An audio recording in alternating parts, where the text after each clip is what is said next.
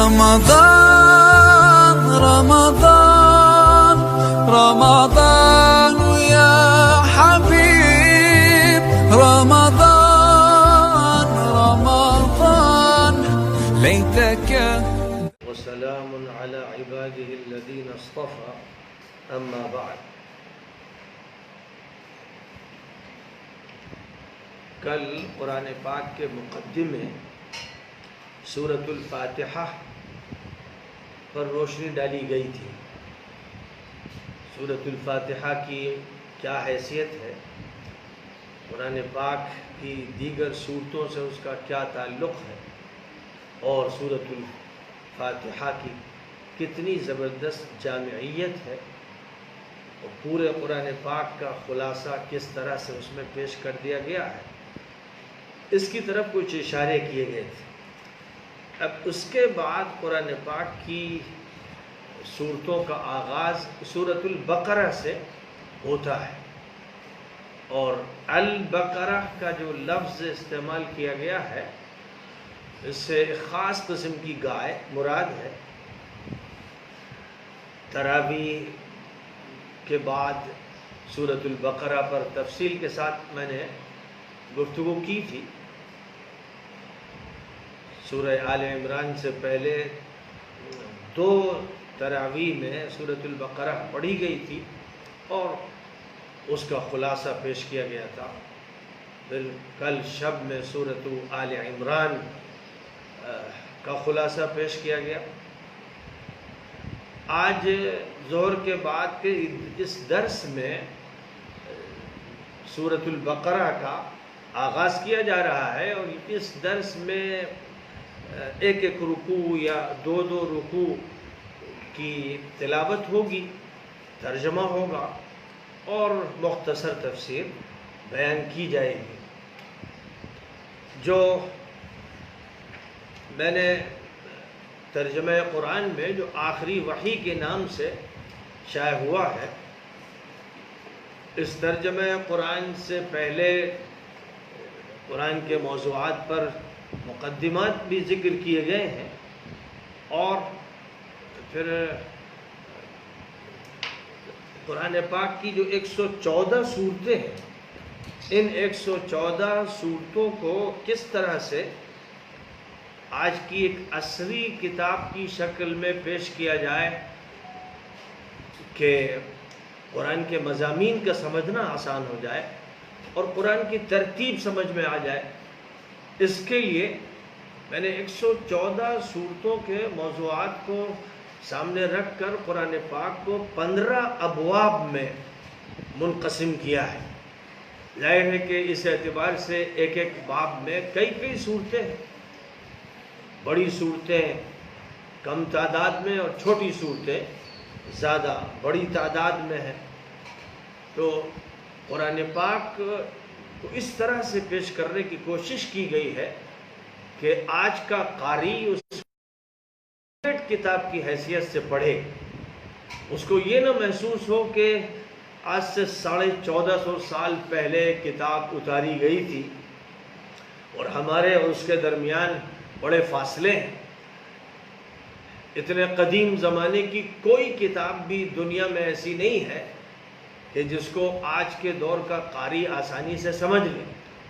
زبان میں فرق ہو گیا ہے، تعبیرات میں فرق ہو گیا ہے، مضامین کے انداز میں فرق ہو گیا ہے، لیکن قرآن پاک کا جہاں تک تعلق ہے وہ ہمہ وقت تازہ ہے، سرسبز ہے، شاداب ہے، اور ہر دور کی کتاب ہے. یہ 1450 سال پہلے کی کتاب نہیں ہے، بلکہ جس وقت بھی اس کو پڑھیے تو تازہ بتازہ مضامین کے ساتھ یہ کتاب آپ کو مخاطب کرتی ہے. اور اس کتاب کی ترتیب میں ایک نیا طریقہ اختیار کیا گیا ہے. علامتی نام صورتوں کے رکھے گئے ہیں، مثلا گائے کی سورہ، عمران کا خاندان، خواتین کی سورہ اور دسترخوان کی سورہ. یہ نام آدمی سنے گا تو تعجب کرے گا اور اس کی کچھ سمجھ میں نہیں آئے گا. ظاہر ہے کہ علامتی نام اختیار کیے گئے ہیں اور ان علامتی ناموں کی توضیحات تفسیر کی کتابوں میں فرمائی جاتی ہیں، تو ایک قاری جو تفسیر کی کتاب پڑھتا ہے اس کو دیر سے بات سمجھ میں آتی ہے، لیکن آخری جمع قرآنی میں نے اس بات کی کوشش کی ہے کہ صورتوں کو ابواب کی شکل میں مرتب کر دیا جائے اور باب کی فصلوں کا تذکرہ کر دیا جائے، اور پھر جو فصلیں ہیں ان کے ذیلی عنوانات بیان کیے جائیں، تاکہ آیتوں کا جو ہر مجموعہ ہے جس میں کوئی موضوع چھیڑا گیا ہے اس موضوع کو بھی عنوان سے سمجھنے میں کوئی دشواری نہ ہو، بہت آسانی سے موضوع سمجھ میں آتا چلا جائے۔ تو پہلا باب جو قرآن پاک کا طے کیا گیا ہے اس کا عنوان ہے یہودیوں اور عیسائیوں کی تحریفات اور انحرافات اور امت مسلمہ کی تشکیل۔ اب یہ باب 4 فصلوں پر مشتمل ہے۔ سب سے پہلی فصل سورہ بقرہ کی ہے، جس کا موضوع ہے کہ یہودیوں کے عروج و زوال کے اسباب، ان کی معزولی اور امت مسلمہ کے عالمی رول کے لیے تیاری اور ایک جامع نظام کا خاکہ، اس امت کا بنیادی کانسٹیٹیوشن، اس کا وہ دستور جو عطا کیا گیا۔ فصل دوم سورہ آل عمران ہے، جس کا موضوع خاندان عمران اور عیسائیت کے مغالطے اور معرکہ حق و باطل کے ذریعے امت مسلمہ کی ایمانی، دعوتی اور جہادی تربیت۔ فصل سوم سورۃ النساء سے متعلق ہے، جس کا موضوع ہے خواتین کے حقوق و واجبات اور اسلامی معاشرتی نظام اور امت اسلامیہ کے تشخص کے تقاضے۔ فصل چہارم سورۃ المائدہ پر مشتمل ہے، جس کا موضوع ہے عیسائیوں کی غلو پسندی، یہودیوں اور عیسائیوں کے بارے میں واضح موقف اور مسلم معاشرے کے تحفظ کے انتظامات۔ اب فصل اول سورہ بقرہ پر مشتمل ہے، اور اس فصل اول کا جو نام ہے وہ البقرہ ہے، اور البقرہ سے مراد خاص گائے، جس کا تذکرہ اسی سورہ میں آگے چل کر آئے گا، جہاں حضرت موسیٰ علیہ السلام نے بنی اسرائیل کو ایک قتل کے کیس میں یہ حکم دیا تھا کہ وہ ایک گائے ذبح کریں، اور مقصد یہ تھا کہ اس گائے کو ذبح کرنے کے بعد اس کے گوشت کا ایک ٹکڑا لاش پر مارا جائے گا، اور لاش کو اللہ تعالیٰ اس طرح زندہ کر دے گا، اور پھر اس کے بعد مقتول یہ بتا دے گا کہ میرا قاتل کون تھا۔ یہ جو واقعہ ہے، اس واقعے کا تذکرہ فرمایا گیا ہے، اور اس حکم پر حضرت موسیٰ نے جب بنی اسرائیل کو یہ حکم دیا کہ وہ گائے ذبح کریں، تو اس وقت انہوں نے جو میخ نکالی، جو سوالات کیے، جو حضرت موسیٰ سے جرحیں کی اور ٹال مٹول کی کوشش کی اور حکم سے بچنے کی کوشش کی، یہ وہ نفسیات ہے جو کسی بھی قوم میں اگر پیدا ہو جائے تو پھر اس قوم کی تباہی کا انتظام ہو جاتا ہے۔ جب ٹال مٹول کیا جائے، میخ نکالی جائے اور کسی حکم کو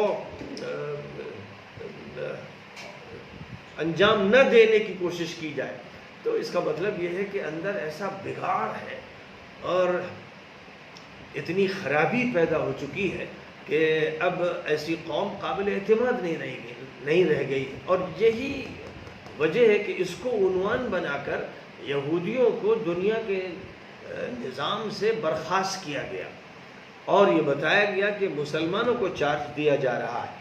اس لیے اس کا جو عنوان ہے فصل اول کا وہ یہ ہے کہ یہودیوں کے عروج و زوال کے اسباب اور ان کی معزولی اور امت مسلمہ کی عالمی رول کے لیے تیاری اور جامع نظام کا خاکہ، یہ فصل اول کا عنوان ہے۔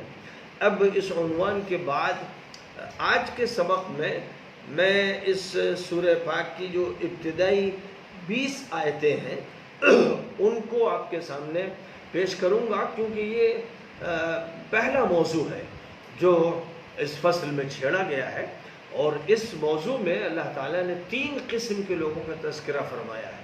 نمبر 1 اہل ایمان، نمبر 2 کافر، نمبر 3 منافق. یہ 3 قسم کے لوگ ہیں جو معاشرے میں ہوتے ہیں، ماننے والے ہوتے ہیں، نہ ماننے والے ہوتے ہیں، اور بیچ کے ہوتے ہیں جو تھالی کے بیگن بن جاتے ہیں یا آستین کے سانپ بن جاتے ہیں، جن میں دوغلا پن ہوتا ہے، جو کہتے کچھ ہے اور دل میں کچھ رکھتے ہیں. یہ 3 انسانی کردار ہیں اور ہر دور میں رہے ہیں. کبھی کسی کی تعداد زیادہ ہو جاتی ہے، کبھی کسی کی تعداد زیادہ ہو جاتی ہے. تو اب ان 3 کرداروں کے بارے میں اللہ کیا ارشاد فرما رہا ہے، ذرا اس کو سماعت فرمائیے. بسم اللہ الرحمن الرحیم. الف لام میم ذالک الکتاب لا ریب فیہ ھدی للمتقین الذین یؤمنون بالغیب ویقیمون الصلاة ومما رزقناہم ينفقون والذین یؤمنون بما انزل الیک وما انزل من قبلک وبالآخرة هم یوقنون اولئک علی ھدی من ربہم واولئک هم المفلحون. پڑھو اللہ کے نام سے جس کی رحمتیں بے شمار ہیں اور جس کی کرم فرمائیاں دائمی ہیں. الف لام میم یہ خاص معنی خیز پر اسرار اشارات ہیں، یہ کوڈ ورڈز ہیں اور ان کو حروف مقطعات کہتے ہیں. یعنی ہر حرف الگ پڑھا جاتا ہے، ملا کے نہیں پڑھا جاتا. جیسے ذالکا، اب یہ حروف ملا کر پڑھا گیا. اب یوں کہا جائے زال لام کاف تو یہ الگ الگ حروف ہو گئے. ایسے ہی ہم اگر پڑھیں علم تو اس کا مطلب ہم نے ملا دیا، لیکن یہاں ملا کر یہ حروف نہیں پڑھے جاتے، کاٹ کاٹ کے الگ الگ پڑھے جاتے ہیں. الف لام میم، تو ان کو اصطلاحی طور پر حروف مقطعات کہا جاتا ہے. اور قرآن پاک کی متعدد صورتوں سے پہلے یہ حروف آئے ہیں، کہیں الف لام میم، کہیں الف لام را، کہیں الف لام میم را، کہیں حامیم، کہیں حامیم عین سین قاف، کہیں صاد، کہیں قاف. 1 حرفی، 2 حرفی، 6 حرفی، 5 حرفی، بس 1 حرف سے لے کر 5 حرف تک کے یہ مرکبات ہیں جن کو حروف مقطعات کا نام دیا گیا ہے. فرمایا یہ ہے وہ عظیم کتاب جس میں کسی شک و شبے کی کوئی گنجائش نہیں ہے. یہ مکمل ہدایت نامہ ہے جس سے وہ لوگ مستفید ہوں گے جو دنیا اور آخرت کی تباہی سے اپنا بچاؤ اور تحفظ چاہتے ہیں، جو غیب پر یعنی ان حقائق پر جن کو نہ دیکھا اور نہ اپنے حواس سے محسوس کیا، نبی کی تصدیق کی بنا پر ایمان لاتے ہیں اور نماز صحیح طور پر صحیح نیت کے ساتھ اور مقصدیت کے ساتھ ادا کرتے ہیں، اور جو بھی نعمتیں ہم نے انہیں دے رکھی ہیں ان میں سے خرچ کرتے ہیں، ان کی زکوٰۃ اور ان کا حق ادا کرتے ہیں، اور جو ان سب باتوں پر ایمان لاتے ہیں جو آپ کی طرف نازل کی گئیں اور آپ سے پہلے نازل کی گئیں، اور آخرت پر یقین رکھتے ہیں، وہی لوگ راہ ہدایت پر گامزن ہیں اور وہی کامیاب و کامران.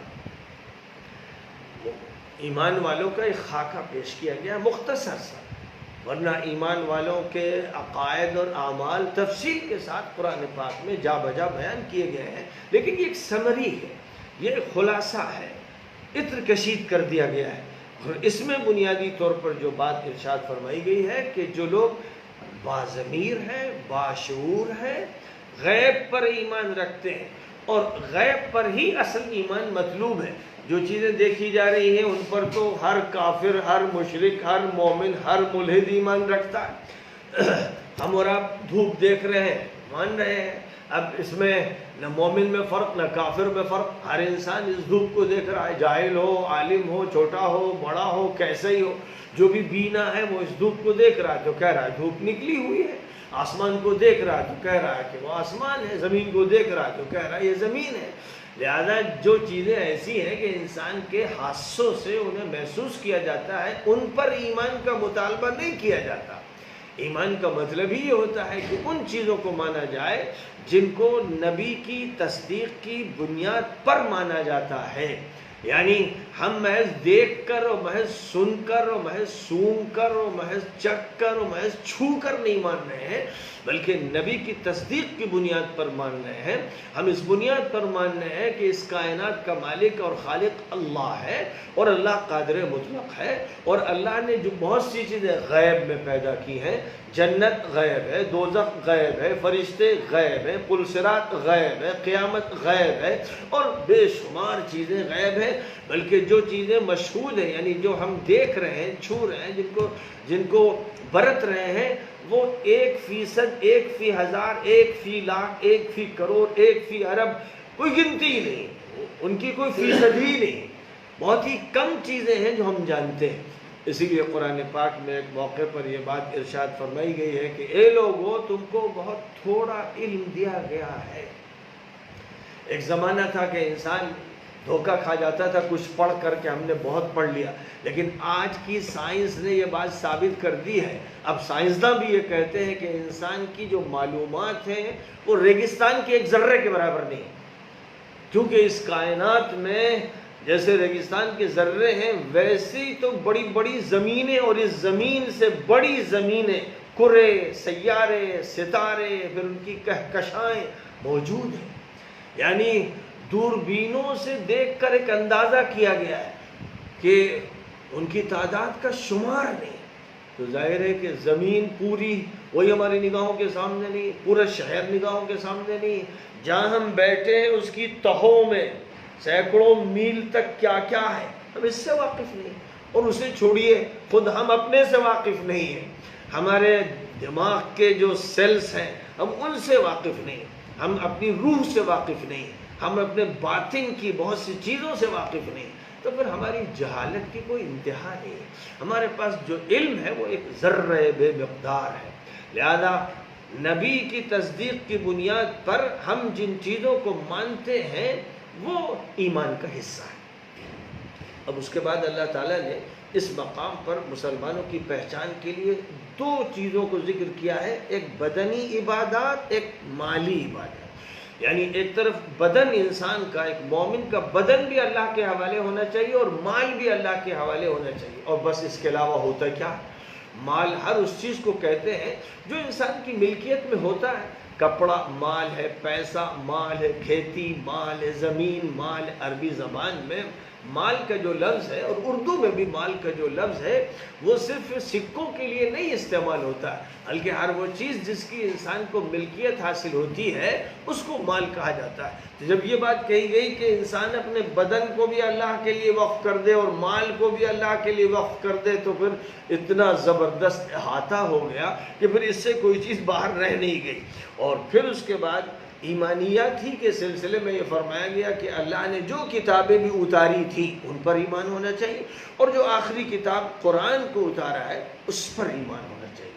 اور قرآن پر ایمان کا مطلب یہ ہوا کہ قرآن ہر آیت کو مانا جائے، ہر لفظ کو مانا جائے، ہر حرف کو مانا جائے، اور اس کے ہر حکم کو مانا جائے۔ جو کچھ بھی قرآن میں کہا گیا ہے اس کو تسلیم کیا جائے، اور آخرت کو مانا جائے کہ یہ دنیا مسافر خانہ ہے، یہ ایک سفر کی جگہ ہے، ایک آزمائش کی جگہ ہے، یہ وطن نہیں ہے۔ بہرحال اس دنیا سے آگے بڑھ کر وطن جانا ہے۔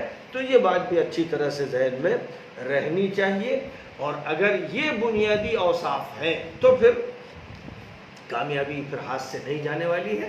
اللہ نے فرمایا کہ ایسے ہی لوگ ہدایت یافتہ ہیں اور ایسے ہی لوگ کامیاب ہیں۔ اس کے بعد پھر سرکش کفار اور مشرکوں کا تذکرہ کرتے ہوئے فرمایا ان الذين كفروا سواء عليهم أأنذرتهم أم لم تنذرهم لا يؤمنون ختم الله على قلوبهم وعلى سمعهم وعلى أبصارهم غشاوة ولهم عذاب عظيم۔ جو لوگ منکر ہیں، احسان ناشناس ہیں، کٹے کافر ہیں، ضدی ہیں، عنادی ہیں، ان کے لیے تو برابر ہے۔ آپ انہیں آگاہ کریں، خبردار کریں یا نہ کریں، وہ ماننے والے نہیں۔ ان کے دلوں اور کانوں پر اللہ نے مہر لگا دی اور ان کی آنکھوں پر پردہ پڑا ہوا ہے، اور ان کے لیے بڑی سنگین سزا ہے۔ یہاں جن کافروں کا ذکر ہو رہا ہے وہ کافر ہیں جن کی قسمت خراب ہو چکی ہے، بہت ہی کٹے سرکش کافر، جن کے بارے میں اللہ کے علم میں ہے کہ یہ ایمان سے محروم رہیں گے۔ انسانوں کو نہیں معلوم ہے، اس لیے انسانوں کو حکم ہے کہ ہر انسان کو دعوت دی جائے، ہر غیر مسلم کو دعوت دی جائے، ہر مسلمان کی اصلاح کی جائے۔ کتنی کوششیں ہوتی ہیں ایک مسلمان کی اصلاح پر، وہ ٹھیک ہو کے نہیں دیتا، اور کتنی کوششیں ہوتی ہیں غیر مسلم کو اسلام کی دعوت کی اور وہ قبول کر کے نہیں دیتا۔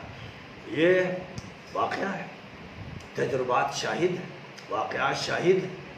تو اللہ کے پاس تو جو علم ہے وہ ماضی کا بھی ہے اور حال کا بھی ہے اور مستقبل کا بھی ہے، اور ہر چیز کا علم ہے۔ تو وہ جانتا ہے کہ کون خوش قسمت ہوں گے، کون بد قسمت ہوں گے، فیصلے تو اسی کے ہاتھ میں ہے۔ لیکن اس نے ہر انسان کو یہ صلاحیت دی ہے کہ وہ چاہے تو نیک بن جائے اور چاہے تو بد بنے۔ اب اگر کوئی آدمی خود اپنی قسمت پھوڑنے کے لیے تیار ہو اور وہ اپنی آنکھوں کا استعمال نہ کرے، کان کا استعمال نہ کرے، زبان کا استعمال نہ کرے، دماغ کا استعمال نہ کرے، دل کا استعمال نہ کرے، لکڑی بن جائے، پتھر بن جائے، جانور بن جائے، تو پھر اس کی ہدایت کا کوئی انتظام نہیں ہو سکتا ہے۔ وہ آدمی طے ہی کر لے کہ مجھے خودکشی کرنا ہی ہے، اور وہ خودکشی کرنے کی پوزیشن میں ہو، وہ زہر کھا ہی لے اور اپنی گردن پر چھری چلا ہی دے اور کسی بلندی سے کہیں پر گر کر اپنے جسم کے چتھڑے کر ہی دے، اس کا مطلب یہ ہے کہ وہ اپنے برے انجام کے لیے تیار ہو چکا ہے اور وہ اپنا خراب خاتمہ کرنا چاہتا ہے۔ یہاں ایسے کٹے کافروں کا تذکرہ فرمایا گیا ہے، اس کے بعد منافقوں کا ذکر ہے، لیکن اب میں سبق کو مختصر کرتے ہوئے بات ابھی یہیں پر ختم کر رہا ہوں۔ اہل ایمان کا ایک خاکہ پیش کیا گیا، کٹے اور ظالم کافروں کا ایک مختصر سا خاکہ پیش کیا گیا۔